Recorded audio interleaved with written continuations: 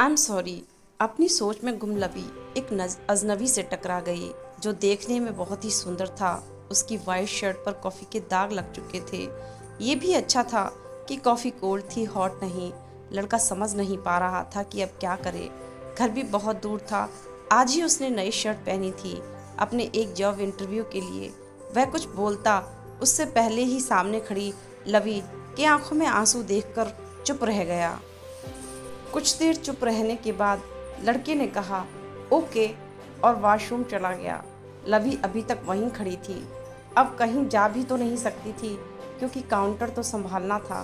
अब उसने उस लड़के से सॉरी मांगते हुए कहा कि आज का कॉम्प्लीमेंट्री ब्रेकफास्ट हमारी तरफ से है। ज़रूर करता, पर मेरे कपड़े पूरे भीग चुके हैं और ऐसी हालत में बैठ भी नहीं सकता। क्लाइंट से मीटिंग तो पहले ही कैंसिल हो चुकी है। तभी लवी ने रोते हुए कहा कि ये सब मेरी वजह से हुआ है। तब लड़के ने कहा अरे नहीं, इसमें मेरी भी गलती है। फ़ोन से बातें करते हुए चल रहा था, देखा ही नहीं आगे कोई और भी है। मुझे आपको दुखी नहीं करना चाहिए था। वो थोड़ा मुस्कुरा कर बोला। तो लवी ने कहा कि आपने कहा आप गीले कपड़ों में बैठ नहीं सकते, तो मैं आपको रेस्टोरेंट की टी शर्ट दे देती हूँ। फिर तो आप अब ब्रेकफास्ट कर सकते हैं। चाहे जाकर बेशक इसे फेंक दीजिएगा। ये सुनकर वो हंस गया और बोला पर एक शर्त है, आपको भी मेरे साथ ब्रेकफास्ट करना पड़ेगा। ये सुनकर लवी को भी हंसी आ गई। फिर दोनों में काफ़ी देर तक बातें हुईं। फिर लवी ने उससे उसका नाम पूछा तो अपना नाम समय बताया। लवी ने कहा आपको कई बार यहाँ आते देखा है। तो समय ने ये कहा ये मेरा फेवरेट रेस्टोरेंट है, अक्सर यहाँ आता हूँ, पर आपको पहली बार यहाँ देखा है। मैं बहुत उलझी रही पिछले कुछ महीनों से। फिर आई तो ज़्यादातर वक्त किचन में बीता। सब संभालते लवी की आवाज़ बोलते बोलते भारी हो गई। तभी समय ने बात बदल दी। उसने पूछा घर में और कौन है? तो लवी ने कहा मेरा बेटा। लड़के ने कहा बेटा, पर आप तो कॉलेज फ्रेशर लगती हो। आपकी त्वचा से आपकी उम्र का पता ही नहीं चलता वाले ऐड आपको देखकर ही बनाए होंगे। कॉलेज फ्रेशर ही थी जब प्यार में पड़ी। समय ने कहा तुम्हारे हस्बैंड तो बहुत लकी हैं। तो लवी ने कहा पर उन्हें ऐसा नहीं लगता था। हमारा डाइवोर्स हो गया है। लवी उठी और किचन में चली गई और सोच रही थी कि क्या ज़रूरत थी उस अजनबी को ये सब बताने की। फिर 4 दिन बाद गेट खुला तो फिर से वही खड़ा था, वाइट शर्ट और ब्लैक जीन्स में। बहुत सुंदर लग रहा था।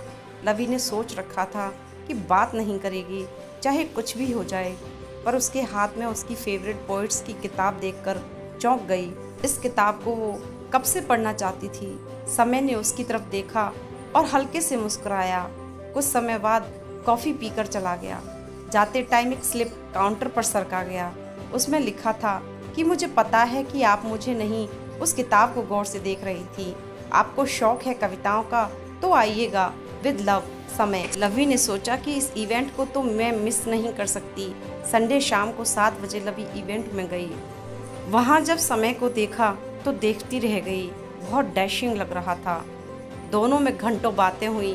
कविता को लेकर, म्यूज़िक से पर्सनल बातें भी होने लगीं। वक्त का पता ही नहीं चला। फिर समय ने लवी को घर छोड़ दिया। दोनों ने नंबर चेंज कर लिए। अब दोनों में घंटों बातें होने लगीं। उनकी दोस्ती को 4 महीने हो गए थे और दोस्ती से ऊपर नहीं उठ पा रहे थे। दरअसल दोनों ही अपने सीने में एक राज छुपाए थे और उनको लगता था कि वह बाहर आते ही दोनों एक दूसरे से नफरत करने लगेंगे। पर लवी ने सोच लिया था कि वो ऐसे नहीं रह सकती। उसने फैसला कर लिया कि वो समय से बात करेगी और उसने समय के फ़ोन उठाना बंद कर दिए। एक दिन जब लवी रेस्टोरेंट पहुंची तो देखा सामने समय खड़ा था। उसने लवी को देखते ही पूछा तुम कैसी हो?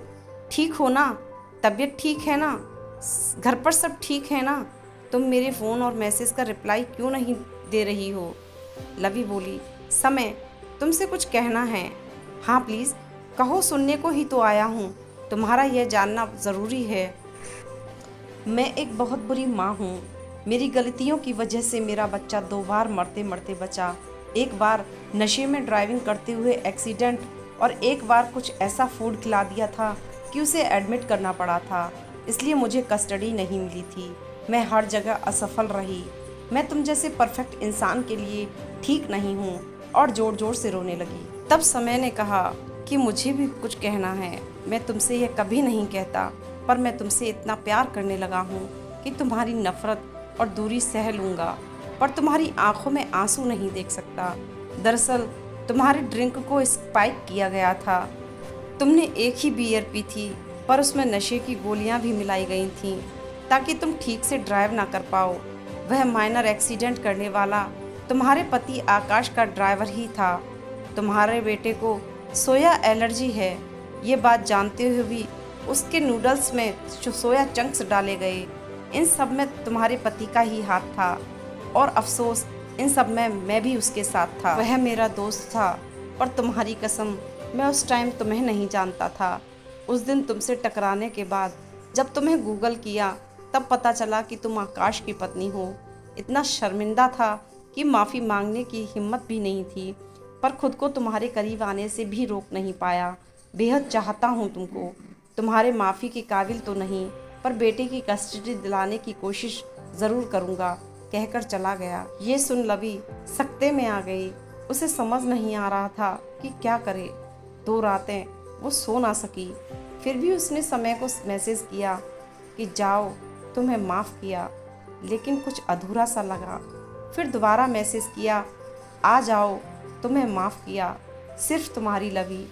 बस इतनी सी थी ये कहानी। दोस्तों, अगर आपको मेरी ये कहानी अच्छी लगी हो तो प्लीज़ लाइक, शेयर, सब्सक्राइब और कमेंट करना ना भूलें। धन्यवाद।